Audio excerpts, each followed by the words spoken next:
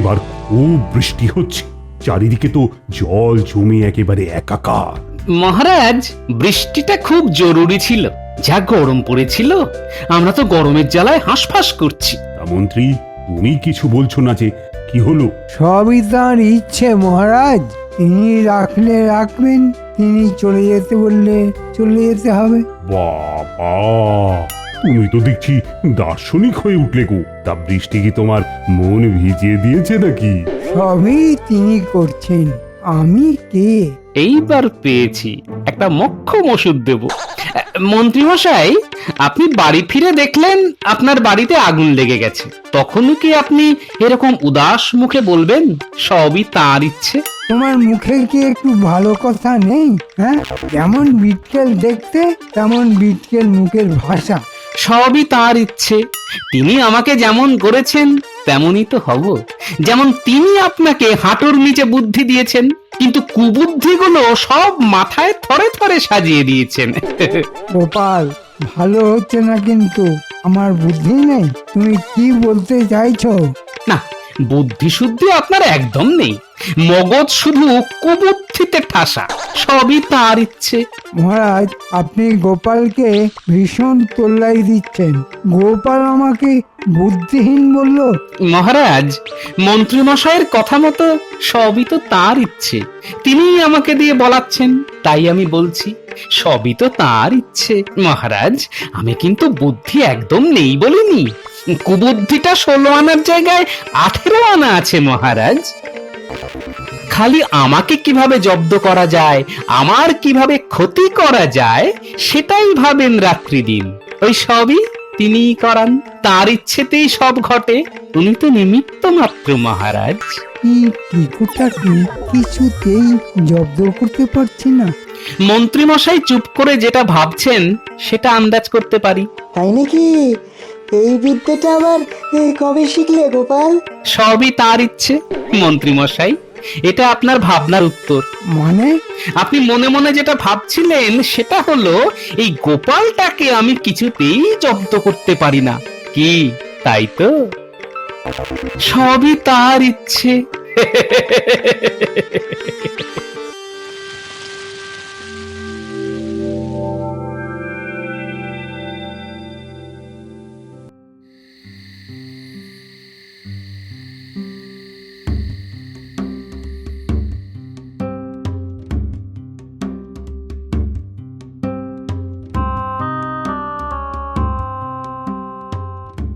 মহারাজ, আপনাকে এত চিন্তিত দেখাচ্ছে কেন? মন্ত্রী আর গোপালের সম্পর্কটা খুবই খারাপ থেকে খারাপের দিকে যাচ্ছে। গোপালের যে সবসময় দোষ আছে তা কিন্তু নয় রানী। একদম ঠিক কথা বলেছেন মহারাজ, মন্ত্রী মশাইকে গোপালের সঙ্গে জুড়ে দিতে হবে। এটা কি করে সম্ভব? পৃথিবীতে সব সময় এমন কিছু ঘটে যেটা আমাদের বুদ্ধির বাইরে মহারাজ। এমন কিছু চিন্তা করতে হবে যাতে মন্ত্রী গোপালের কাছে গিয়ে গোপালের সাহায্য চায়।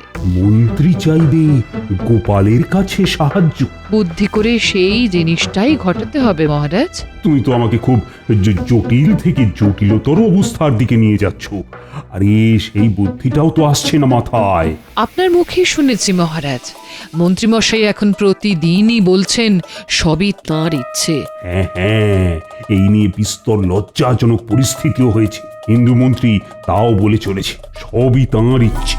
বেশ তো, এই সবই তাঁর ইচ্ছে এই শব্দতেই ঘায়েল করুন মন্ত্রীকে। কিভাবে? আপনি ঈশ্বর সম্পর্কে 3টে প্রশ্ন করুন মন্ত্রীকে এবং বলুন এই 3টে প্রশ্নের উত্তর দিতে না পারলে মন্ত্রিত্ব থেকে তাকে ইস্তফা দিতে হবে।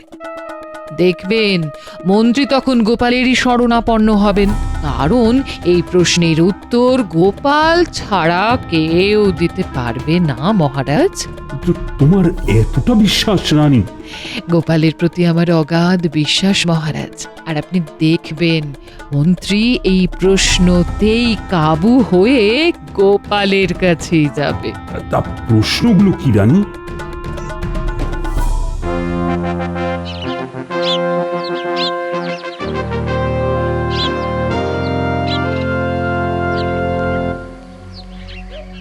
মন্ত্রী, আমাকে এই 3টি প্রশ্নের উত্তর দিয়ে সন্তুষ্ট করতে হবে, নতুবা তোমার মন্ত্রিত্ব পদ থেকে ইস্তফা দিতে হবে।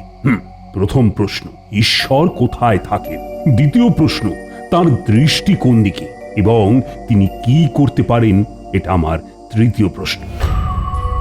যুক্তি সহযোগে আমাকে উত্তর দিয়ে সন্তুষ্ট করতে না পারলে মন্ত্রিত্ব পদ তোমার গেল। বলতে পারো এটা তাঁর ইচ্ছে নয়, এটা আমার ইচ্ছে। মহারাজ, এ কি পরীক্ষায় ফেললেন আপনি? বাহ, তুমি মন্ত্রী হবে, তোমার বেতন বাড়বে, তা সেটা পেতে গেলে যে বুদ্ধি খরচ করতে হয় মন্ত্রী। হ্যাঁ, বুদ্ধি খরচ করে যুক্তি সহকারে আমাকে উত্তর দিয়ে খুশি করো। আর যতদিন তুমি আমাকে এর উত্তর না দিতে পারো ততদিন আমি তোমার মুখদর্শনই করব না।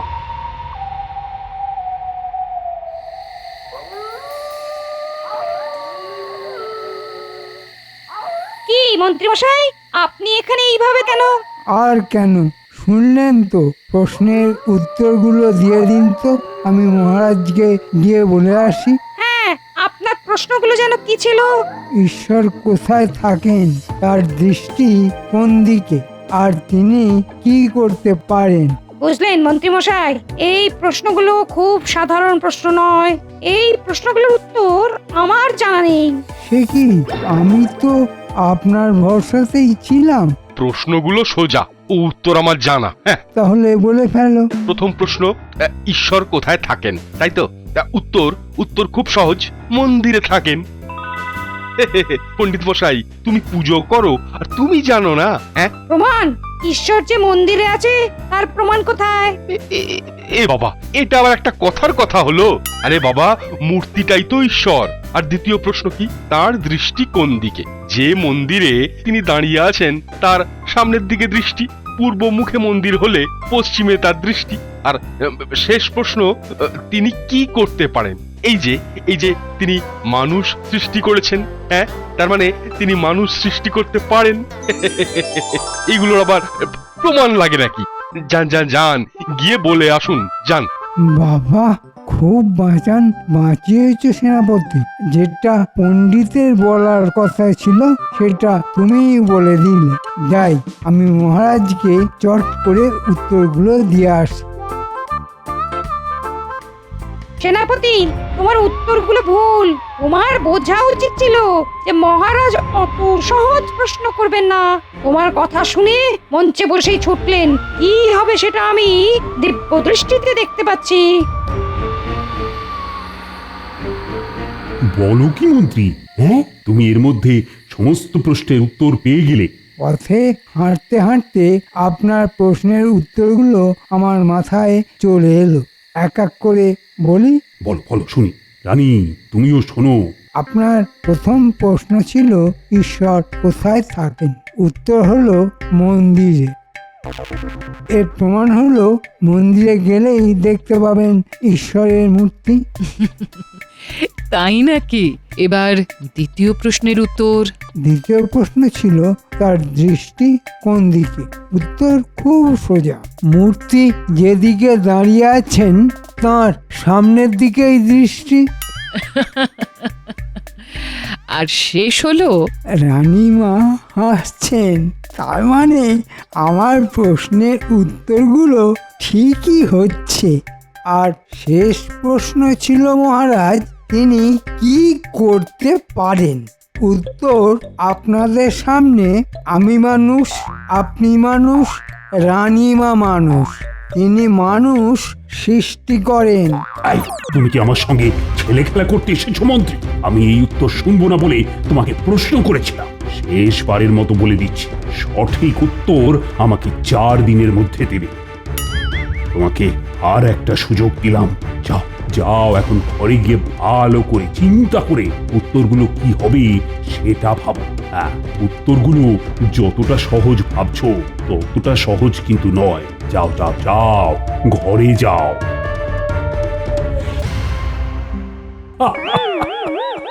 এই বুদ্ধি নিয়ে মন্ত্রী নাকি আমার রাজ্যের মন্ত্রী হলো। আপনাকেও বলিহারি মহারাজ, এই মন্ত্রী নিয়ে আপনি আপনার কাজ চালাচ্ছেন, আপনার ক্ষমতা আছে। না না, আমার তো গোপাল আছে। হুম,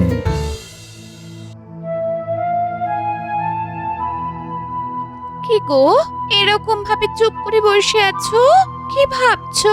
মহারাজ, আমার মন্ত্রিত্বের পরীক্ষা নিচ্ছে গিন্নি। আমাকে 3টে প্রশ্ন দিয়েছে, তার উত্তর 4 দিনের মধ্যে দিতে হবে। কি বলো কি? মহারাজ মন্ত্রী মশাইয়ের পরীক্ষা নিচ্ছেন? এতদিনে একটা কাজের কাজ করছেন গো। বলি পরীক্ষাতে একেবারে অকৃতকার্য হবেন সেটা আগে থেকেই বলে দিলাম। হ্যাঁ, প্রশ্নগুলো তো শুনলে তুমি, উত্তরগুলো সব জানা আমার, কিন্তু একটা কথা আমাকে খুব খোঁচা দিচ্ছে। কোন কথা গো? মহারাজ হঠাৎ করে এই প্রশ্নগুলো কেন করলেন? আমার মন যদি ঠিক কথা বলে তাহলে মন্ত্রী মশাইকে আমার কাছে আসতেই হবে, এবং এটাই মহারাজের ইচ্ছে। কি বলছো গো? মন্ত্রী মশাই তোমার কাছে আসবেন? প্রয়োজন পড়লে সবকিছুই সম্ভব গিন্নি। শোনো শোনো, উত্তরগুলো সহজ নয়, একটু ভেবে চিনতে উত্তর দিতে হবে। কি ভাববো বলো তো? ভাবতে ভাবতে মাথার চুলগুলো সাদা হয়ে যাবে। চিন্তায় চিন্তায় চুলে পাক ধরে, জানো তো? জানি জানি, তোমার এই চিন্তা দূর করতে পারে একমাত্র গোপাল। গোপাল? ওই কেকোটা? তুমি কি বলতে চাইছো বলো তো গিন্নি? সহজ দুটো কথা, গোপাল তোমার থেকে অনেক বেশি বুদ্ধিমান, এটা তুমি মানো আর চাই না মানো। গোপালের সঙ্গে সন্ধে করো, বুঝেছো? তোমার ভালোই হবে। যে প্রশ্নের উত্তর দিতে পারলো না সে প্রশ্নের উত্তর গোপাল দেবে?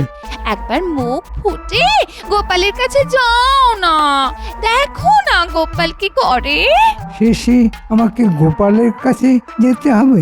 ঠিক আছে, কাল সকালে না হয় গোপালের বাড়ি থেকে একবার ঘুরেই আসবো।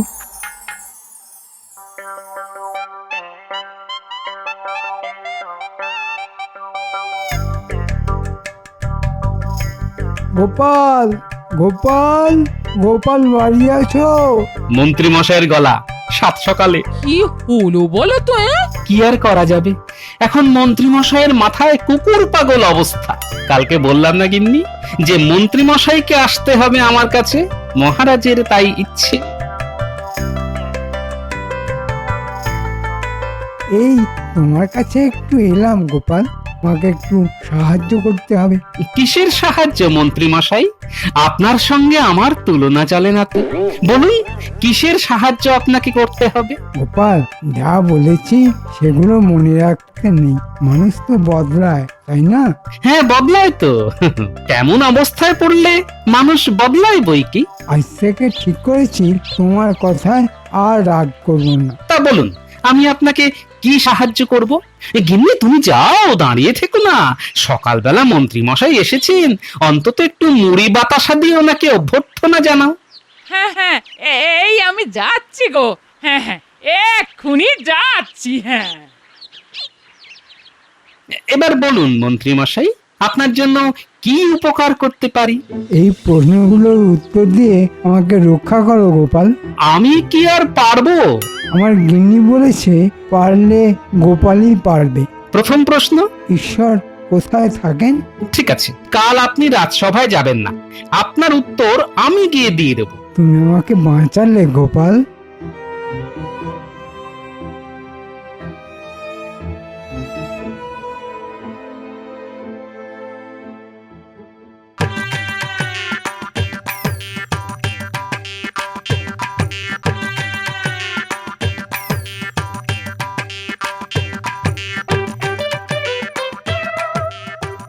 মহারাজের জয় হোক।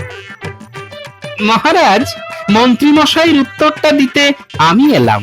তার মানে টোটকায় কাজ হয়েছে। ঠিক আছে ঠিক আছে, তুমি বলো তো, বলো। উত্তরটা খুব সোজা, তাই মন্ত্রীর বদলে আমি দিতে এলাম। মহারাজ, এই প্রশ্নের উত্তর শুনতে হলে যে উত্তর দেবে সে হলো গুরু, তাই সে উচ্চাসনে বসে প্রশ্নের উত্তর দেবে, আর মহারাজকে বাধ্য ছাত্রের মতো নিচে বসে উত্তর শুনতে হবে। এসো এসো, তুমি আমার আসনে বসো। ধন্যবাদ মহারাজ। এবার বলো তো। মহারাজ, আপনার প্রশ্নটা যেহেতু আধ্যাত্মিক, তাই উত্তরটাও দিতে হবে আধ্যাত্মিক ভাবে। এক পাত্র দুধ আনতে বলুন না মহারাজ। প্রহরী, এক পাত্র দুধ নিয়ে এসো। হ্যাঁ, গোপাল ঠিক জায়গাটা ধরেছে। গোপালের সাহস আছে।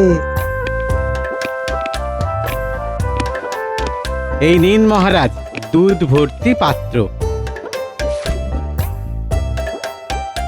মহারাজ, মাখনের উৎপত্তি কোথা থেকে? দুধ থেকে? মহারাজ, আপনি এই দুধ থেকে মাখন বার করে দেখান। সে কি গোপাল, মাখন বার করা কি সহজ কাজ? দুধ মন্থন করে তো মাখন বার করতে হয়। নির্জনে বসে একাগ্র চিত্তে মন্থন করতে হয়। একদম সঠিক কথা বলেছেন মহারাজ। যেরকম ভাবে মন্থন করে মাখন বার করতে হয়, ঠিক সেই রকম ভাবে একাগ্র চিত্তে ঈশ্বরকে স্মরণ মনন করলে ঈশ্বর আপনা আপনি আসেন। ঈশ্বর মন্দিরে থাকেন না, মানুষের মনেই তিনি থাকেন। আপনার প্রথম প্রশ্নের উত্তর পেয়ে গেলেন মহারাজ। পেয়ে গেলাম গোপাল। ধন্য ধন্য তুমি। না মহারাজ, ধন্য আমি না, ধন্য মন্ত্রী মশাই। এ আমি জানি এটা কার বুদ্ধি গোপাল। আমি চাই মন্ত্রী তোমার সাথে মিলে যাক। এবার দ্বিতীয় প্রশ্নের উত্তর, মানে ঈশ্বরের দৃষ্টি কোন দিকে? এই প্রশ্নের উত্তর দেবার আগে ঘরের দরজা জানলা সব বন্ধ করে দিতে হবে। ঘর অন্ধকার না হলে এই প্রশ্নের উত্তর তো দিতে পারবো না মহারাজ। প্রহরী, ঘরের দরজা জানলা সব বন্ধ করে দাও।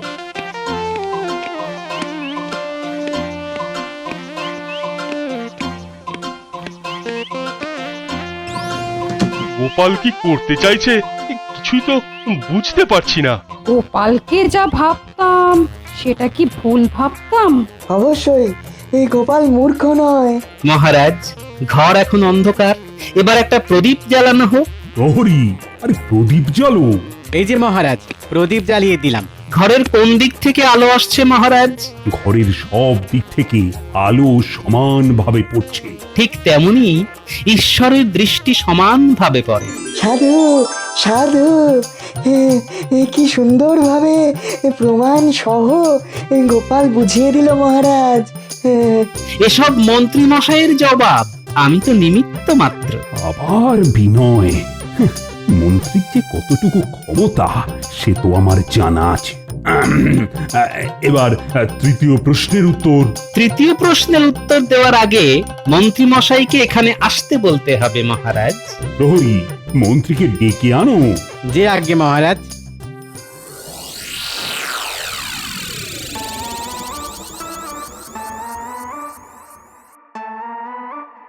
কি গো, তুমি তো ছটফট করছো কেন? কি জানি গোপাল কি করছে সেখানে, কিছুই বুঝতে পারছি না। যা হবে ভালোর জন্যই হবে, তুমি চিন্তা করো না। আমার চাকরিটা থাকলেই হয়। মন্ত্রী মশাই বাড়িতে আছেন? মন্ত্রী মশাই, মহারাজের জরুরি তলব আছে। আচ্ছা প্রহরী, তুমি কি বলতে পারো চাকরিটা আমার আছে না গেছে?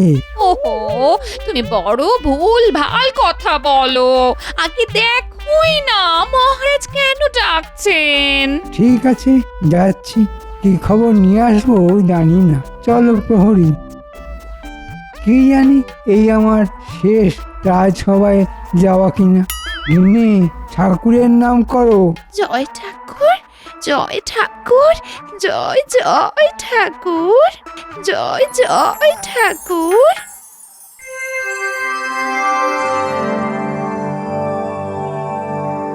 তা মন্ত্রী এখানে এসে কি করবে?